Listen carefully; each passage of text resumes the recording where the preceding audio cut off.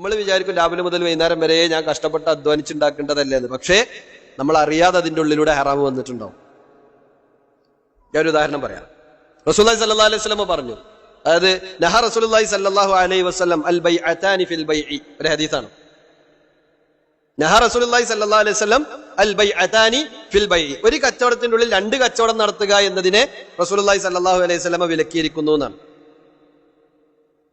എങ്ങനെ ഒരു കച്ചവടത്തിന്റെ ഉള്ളിൽ രണ്ട് കച്ചവടം നടത്തുക? അതെങ്ങനെ? ഇപ്പൊ ഞാന് കടയിലേക്ക് ഒരു സാധനം വാങ്ങാൻ പോവാണ്. ആ കടയിലേക്ക് സാധനം വാങ്ങാൻ പോകുന്ന സമയത്ത് ഞാൻ സാധനം വാങ്ങിയപ്പോ എല്ലാം കൂടി ബില്ലെല്ലാം കൂടി നോക്കിയപ്പോ 99 ഉറുപ്പ്യക്കണം. 100 ഉറുപ്പ്യ കൊടുത്തു.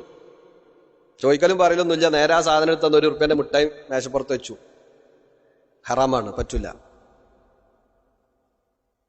പറ്റൂല. ഞാനത് ചിലപ്പോ എന്താക്കുന്നു, അത് വാങ്ങിപ്പോയിരുന്നു എന്നതെന്തല്ല, അയാൾ ചെയ്തത് ശരിയാകാനുള്ള ന്യായമല്ല.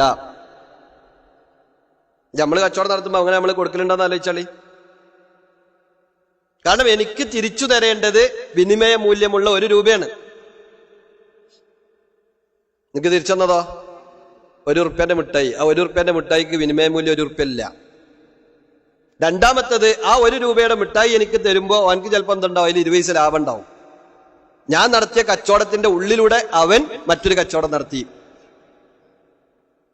ഇനി അങ്ങനെ 100 ദിവസം പോയി 100 മിഠായി കിട്ടി. ആ 100 മിഠായി ഇട്ട് ഈ പീടി പോയി കഴിഞ്ഞാൽ ഇവൻ തിരിച്ചെടുക്കുമോ? 100 രൂപയ്ക്ക് സാധനം വാങ്ങിയപ്പോൾ ഒരിക്കൽ ഞാൻ എന്താക്കാം, എനിക്ക് കിട്ടിയ 100 മിഠായും കൂടി കവറിലാക്കി കൊണ്ടേ കൊടുത്തു. തിരിച്ചെടുക്കൂല്ല. അപ്പൊ ഈ നടത്തിക്കൊണ്ടിരിക്കുന്നത് എന്താണ്?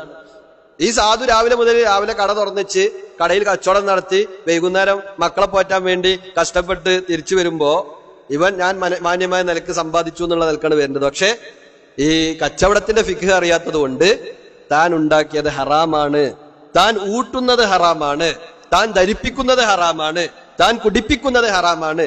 ഈ യാത്രക്കാരൻ യാ റബ്ബി എന്ന് ചോദിച്ചപ്പോൾ അള്ളാഹു എന്തൊരു കാരണമാണോ അവന്റെ പ്രാർത്ഥനയ്ക്ക് ഉത്തരം നൽകാതിരിക്കുവാനായി കൊണ്ട് പറഞ്ഞത്, ആ കാരണങ്ങൾ മുഴുവനും ഈ 1 ഉറുപ്പ്യന്റെ മുട്ടായ്മേൽ എന്തായി വന്നു കഴിഞ്ഞു.